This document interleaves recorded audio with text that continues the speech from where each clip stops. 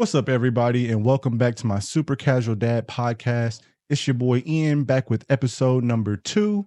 Today, we're going to be diving into the word of the day, some dad life updates, my very first Keith Lee style anime recommendation, my first game review. We're going to go into a little bit of playoff basketball, and then my final section, what grinds my gears.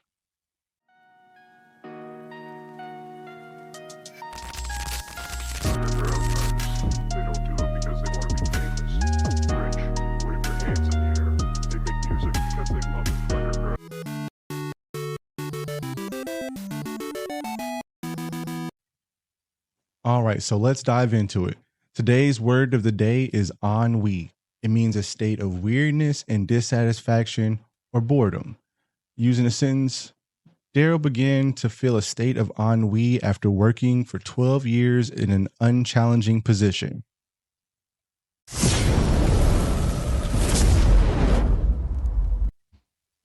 All right, for those of you who know and for those of you who don't know, April is Autism Awareness Month. And this is my son, Keone. What's that, Keone? You see? Gusto. Say Gusto? No, camera shy. But yeah, so this is my son, Keone. He's 3 years old. Actually born April 1st. So kind of fitting. We kind of noticed early on he wasn't responding to his name. He was having difficulty with just kind of being like in the same bubble as us. It seemed like he just wasn't paying attention to the world around him. And luckily, when we lived in Indiana, they have a lot of different services that offer help. They have a lot of different places where you can go, and there's a lot of free resources. So we were able to get him diagnosed relatively early. A lot of places wanted us to wait till he was like 3 years old, as he is now. That's just what a lot of places' policies were. But luckily, we found a couple places that took him in early, got him diagnosed, and he started getting the help. I want to say around his second birthday. So he's been in therapy for about a year at this point. And when he first started, he was completely nonverbal. He had really big behavioral swings. Like doing what I'm doing right now, holding him like this was completely impossible. I mean, he's wiggly, but before he just couldn't be held at all.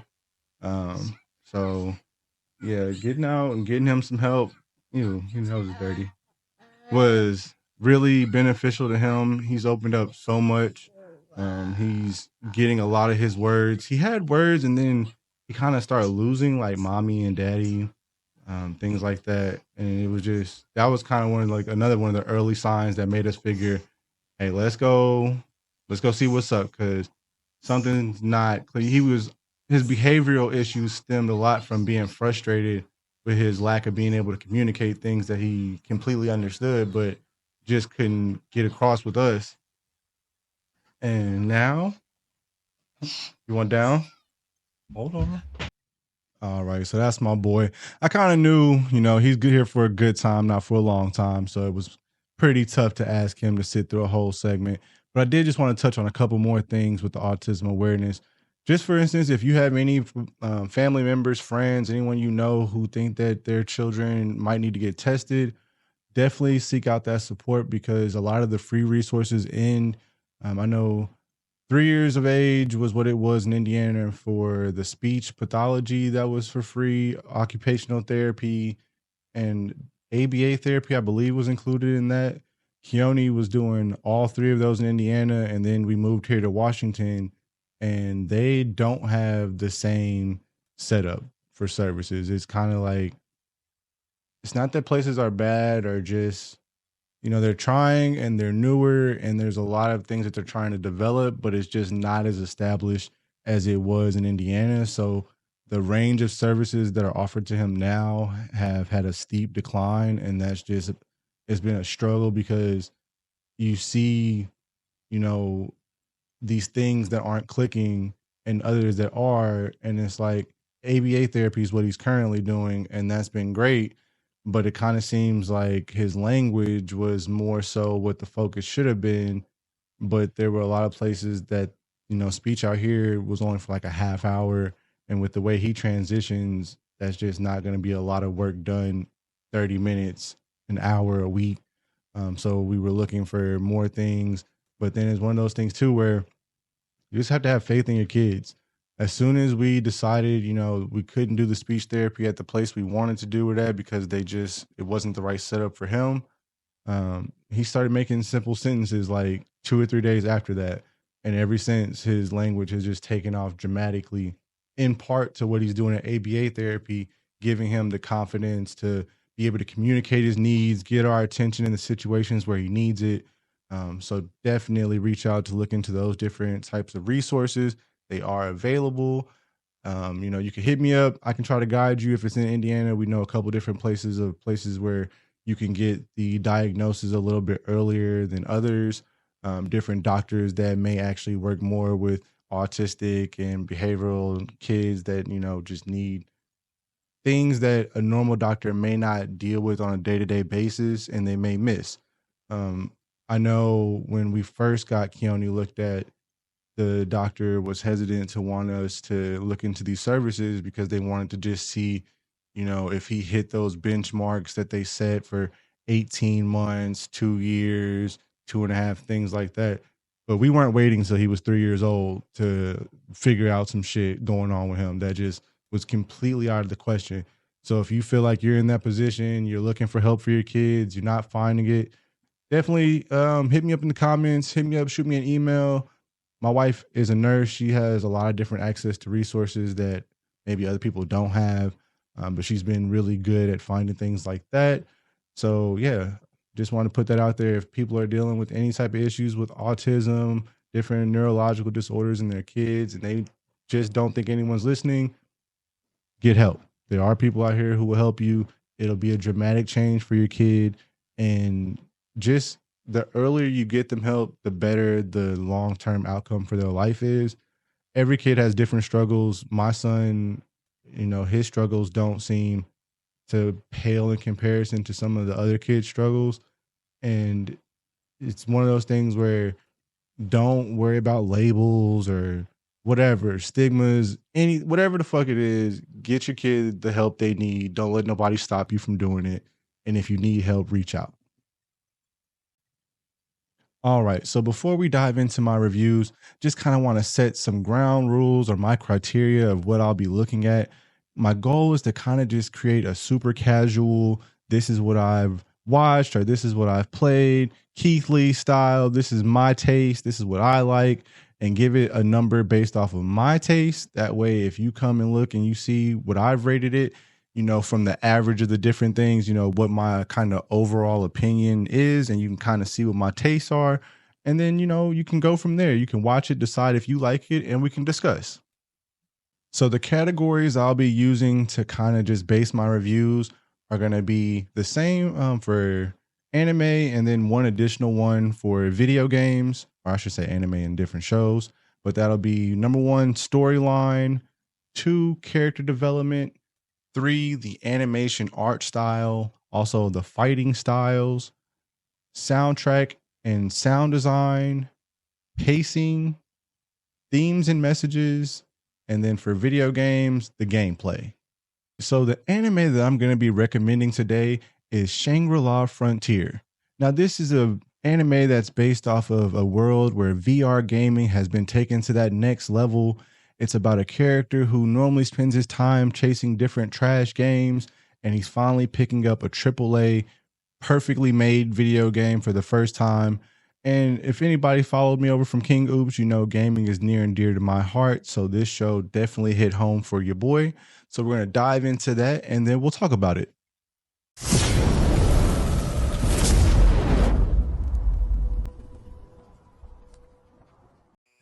In a future not far from our own, where traditional screen-based games are deemed retro and immersive VR experiences reign supreme, a peculiar niche emerges.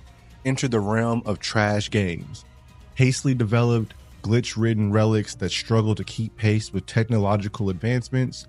Amidst this digital landfill, Rakuro Hizutome thrives as a trash game hunter, embracing these flawed creations under the alias Sunraku. Having conquered the colossal debacle of Feria Chronicle Online, Rakuro finds himself mired in a state of gaming ennui. It's at the urging of Rock Roll, his trusted game emporium proprietor, that he embarks on a brand new journey. Armed with the best AAA selling masterpiece, Shangri-La Frontier, a full dive VR sensation boasting 30 million players, Rakuro ventures forth once more. As Sunraku, Rakuro delves into the expansive world of Shangri-La Frontier, where his honed skills as a trash game savant prove invaluable. It's a realm where glitches are not blemishes, but rather stepping stones, and where his mastery will be put to the ultimate test. Sunraku isn't your typical gamer. He doesn't chase after the biggest buffs or the most powerful armor sets to carry him through virtual battles. Instead, he thrives on the thrill of the hunt and the challenge of the unknown. A true solo player at heart, Sunraku prefers to chart his own path through the digital landscapes. In the early stages of this gaming journey, Sunraku encounters a rare and formidable beast that leaves him with a full-body curse mark. This mark isn't just a cosmetic blemish though. It unlocks an exclusive questline that grants him a companion unlike any other in the game. An animal partner so unique that it draws the unwanted attention from rival players and factions. Suddenly, Sunraku finds himself thrust into the spotlight with a target on his back and danger lurking around every corner. Aware of the rarity of his encounters and the potential danger posed by revealing his newfound companion, Sunraku adopts a cautious approach. He becomes a master of discretion, keeping a low profile whenever he must venture near other players, wary of those who might seek to exploit his secrets for their own gain. Despite the challenges and dangers he faces, Sunraku remains determined to navigate this treacherous gaming world on his own terms, forging his own destiny amidst the chaos of Shangri-La Frontier. All right, so now that we've talked about it, let's go ahead and break it down and rate it from 1 to 10. So as far as the storyline, I thought it was well written, it was intriguing, it was one of those games that kept me on the edge of my seat, waiting for the next episode in anticipation. So I'm going to rate it really high with an 8.7. As far as character development, I thought that every character added something to the story.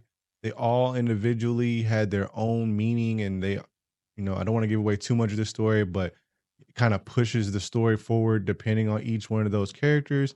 So with that being said, the character development was very important. So I'm going to rate that pretty high with an 8.5. As far as animation and art style, I'm also going to kind of lump in with that like fighting scenes. I think that the animation overall was done very well. I like that, for a show that came out 2023, 2024, it still kind of had that old feel of animation, like if you were watching a Pokemon for the first time or something similar.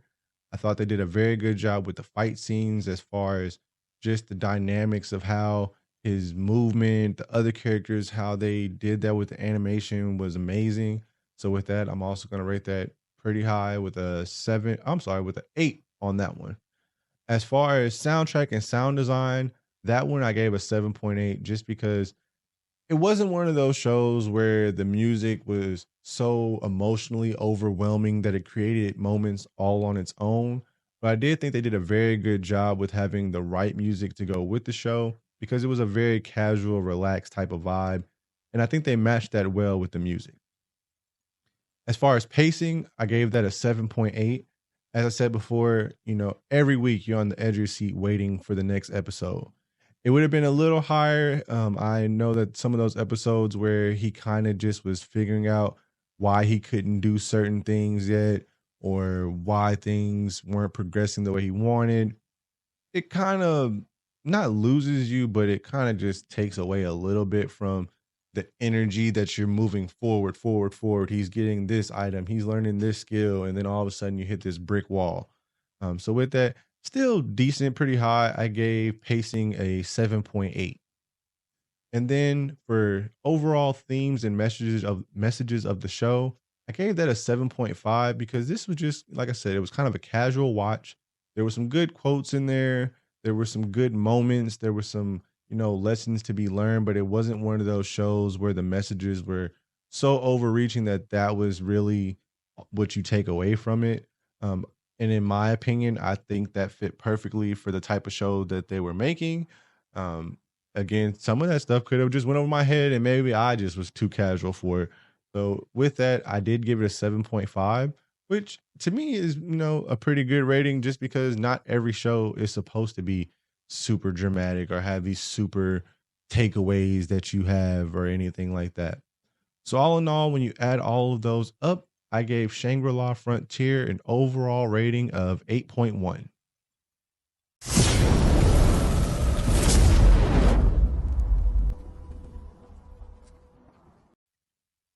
All right, so the game that I'll be reviewing is Dragon's Dogma 2. It's the second in a series released by Capcom. I didn't play the first, but I had heard so much about this game coming up. And then I also had been watching like Shangri-La Frontier, and it kind of felt like this game would kind of give you those type of vibes. So I definitely wanted to check it out. I like the fact that it was, medieval times. That's something that's always been fascinating to me.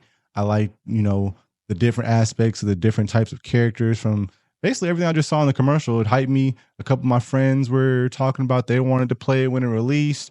It was one of those situations where it's just like, hey, let's just check a game out. Let's see what it is. A lot of times I feel like when something's a sequel or it's the second of a game, I feel like I need to play the first one. But I will say that overall, I didn't feel like I missed anything with this game, not playing the first one. It felt like they didn't really, it may have went over my head, but I don't feel like there were very many callbacks to the first game. So if this is a game that you've been interested in, you've been seeing around, and you think that you maybe want to play it, check out this review and let's see if it's for you. In the sprawling expanse of a parallel fantasy world where dragons soar and kingdoms clash, lies the epic tale of the Arisen. Welcome to Dragon's Dogma 2, the long-awaited sequel to Capcom's acclaimed action RPG. Dragon's Dogma 2 builds upon the legacy of its predecessor, delivering an immersive adventure filled with perilous quests, formidable foes, and boundless exploration. Set in a seamless open world 4 times larger than its predecessor, Dragon's Dogma 2 invites players to explore the vibrant realms of Vermund and Batal. Whether traversing rugged mountains or navigating labyrinthine forests, the journey is as awe-inspiring as it is treacherous. From spontaneous encounters with roaming beasts to strategic battles under the veil of night, Dragon's Dogma 2 offers a dynamic and immersive gameplay experience where every decision shapes the world around you. From this moment forth, thou art arisen. Players assume the role of the Arisen, a hero marked by destiny to confront the dragon that chose them. Alongside their trusty allies known as pawns, players embark on a journey through a vast open world teeming with life and danger. With a diverse selection of vocations to master, ranging from the stalwart fighter to the enigmatic mystic spearhand, players have the freedom to tailor their playstyle and forge their own path to glory. In Dragon's Dogma 2, travel between locations transcends into a quest of its own with each step you take.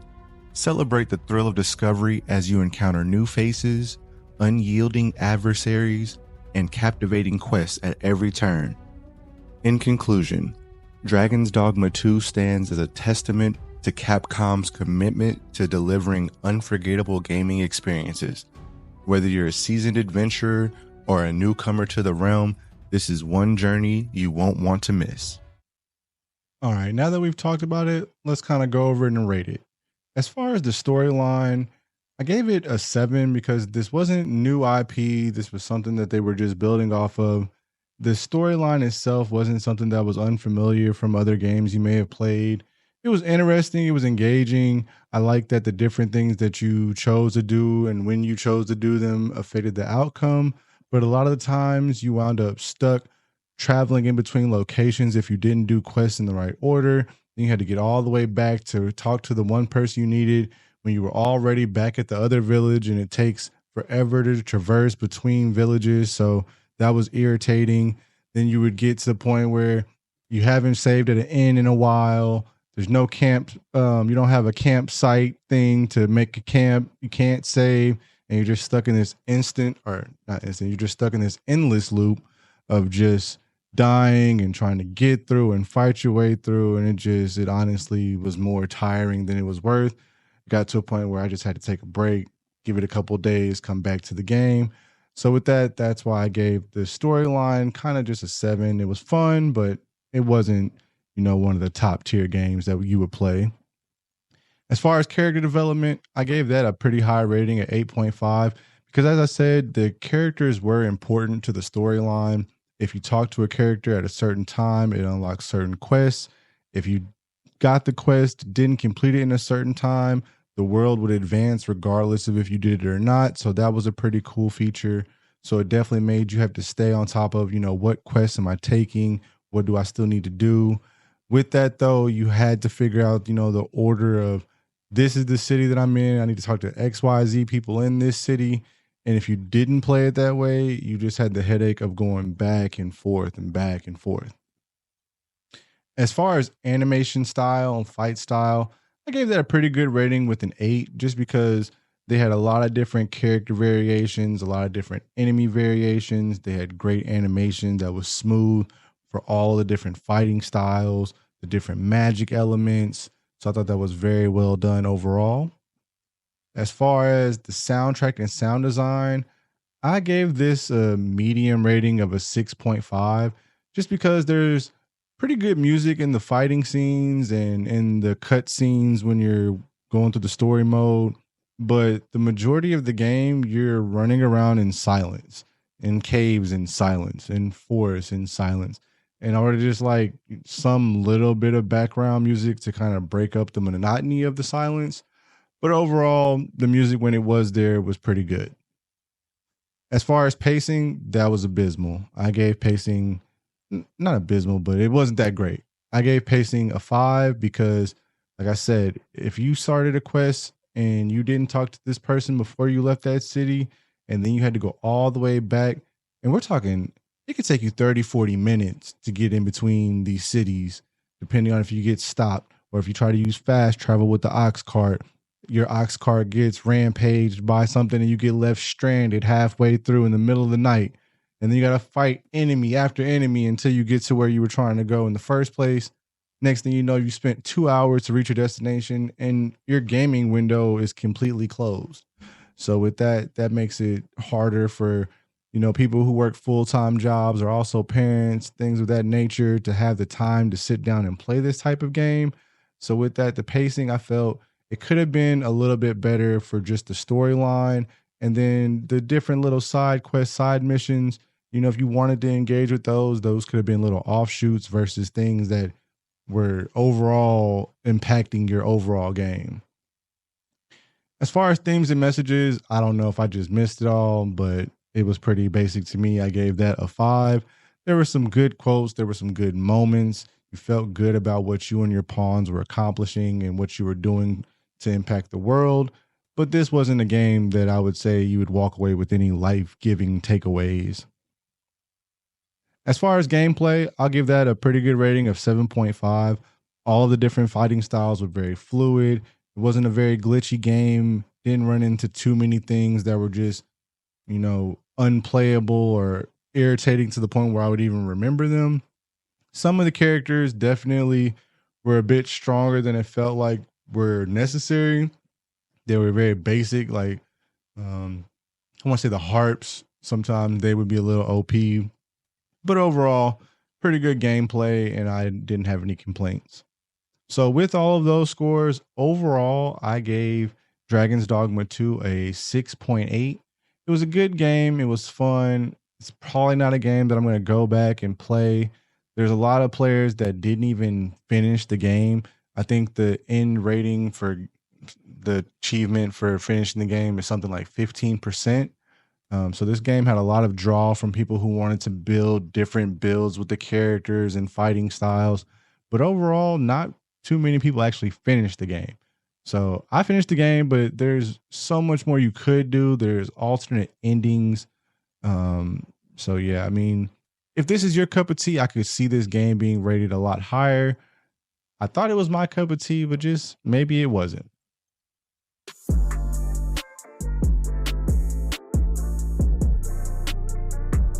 All right, so I just want to talk some playoff basketball right now. It's that time of year where the best teams are fighting it out to see who's going to be number one. And my team, the Chicago Bulls, they're out of it. But you know who's still in it? The Indiana motherfucking Pacers. But before we get to them, I want to talk about Anthony Jordan Edwards. This man is quickly becoming my favorite player of all these new young guys. This man is fearless. He goes up every time looking to demolish everyone in front of him. He's got that attitude that lets you know he's here to win. He's not here to be your fucking friend. He's that type of player that's going to bang no matter who's in the fucking way. He's going to dunk on 7-footers. He's going to dunk on 5-footers. The man don't give a fuck, and he is out for vengeance. He is the only person that could get me to even think that for 1 second, Karl Anthony Towns is a viable playoff player. This man has got him so relaxed that Cat can just be who he is. So I don't know what they got going on in Minnesota right now, but that young man is over here balling. Now, to my Indiana Pacers, or I should say my state Indiana Pacers, because the Bulls is my team, and you know I got some Pacer fans that'll take a little vengeance with that. But you know I always been on y'all side. I ain't never talked down about the Pacers because that's the homebred team. You got to show your love. But this man, Miles Turner, he is finally stepping into the shoes that so many thought he could not fill. The Lego Master has stacked his game, and I'm telling you, what we saw from him was a phenomenal light of what could be. He's still young. What did he hit yesterday? He went, 7 of 9 from 3. He was 10 of 17. He had 9 rebounds, 4 assists. The man was all over the court, had 29 points. He's just doing everything that everybody tried to doubt that he could. All those talks about trade Miles Turner. Trade who? Now, granted, Sabonis, that was our guy. I mean, he's over there killing it with the Kings. No hard feelings. He had to do what's best for him, the organization, and blah, blah, blah. But this is about Miles Turner. That man is stepping up, and if he continues to play like this, I mean, are we not going to the Eastern Conference Finals? Is that not the outcome? Are the Knicks going to stop them? I mean, honestly, look, I know people aren't going to hear this. They're going to think this is just some hype fanism shit, but I'm always the super casual. I'm always objective. I honestly, firmly believe Indiana Pacers could give Denver some problems. They got some matchup issues. The health, we'll see if it's there or not with Jamal Murray. And we know how he goes is how the team goes. So we'll be looking into that. But before we finish this up, I want to talk about one more Pacer player. This man is never going to be the top of the headlines. He's never going to be, well, I should take that back. He had one game where I think he set an NBA record for steals. So TJ McConnell, this motherfucker been on the Pacers as long as I've been watching them.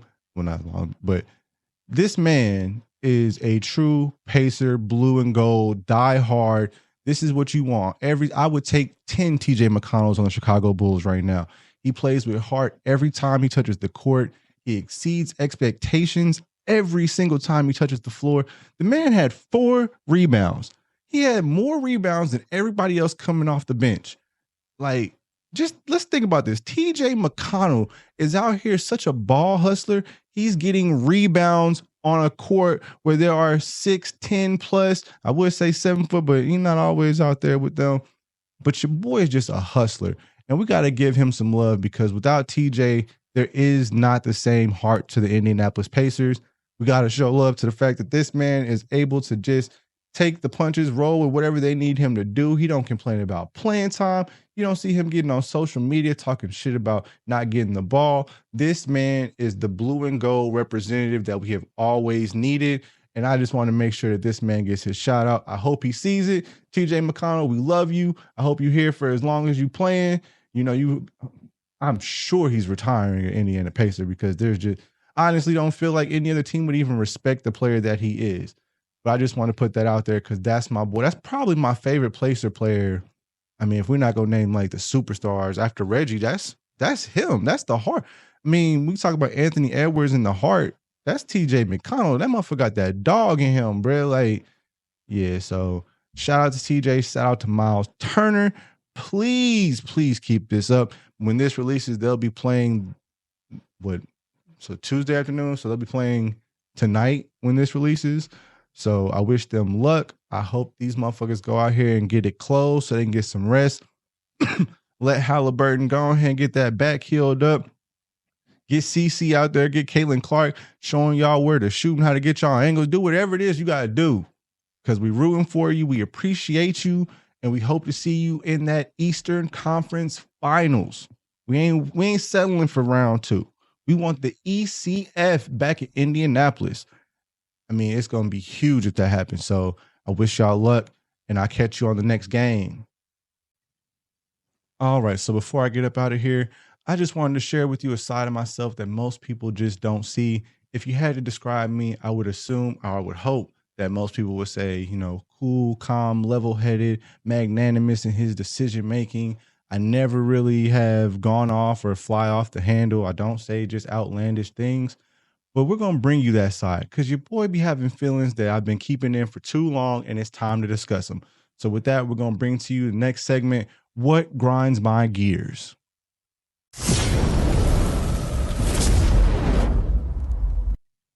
You know what really grinds my gears? DoorDash delivery drivers. Now, before I get started, this isn't talking down on anyone in that line of work. I myself was a delivery driver for Uber Eats when I first moved to San Diego. That's how I can appreciate good service versus the shitty people that I'm going to be discussing next. My biggest pet peeve is when you get the food, you get it all the way to the house. You taking care, you were on time, you were speedy with your delivery. And then you put the food right in front of the damn door where I can't even open it without knocking all of the shit over.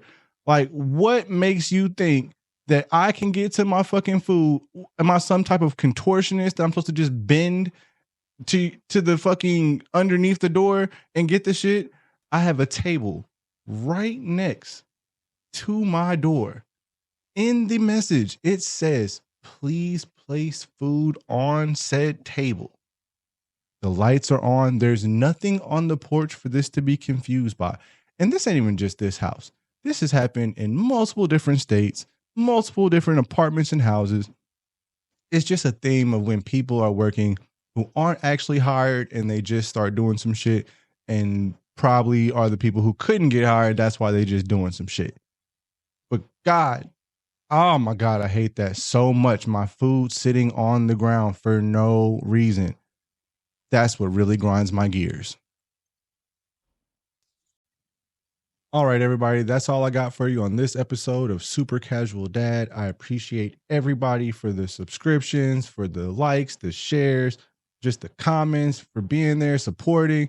Thank you for it all. I really appreciate it from the bottom of my heart. I hope you got some value from today's episode. Hope you learned something, and I'll see you on the next one.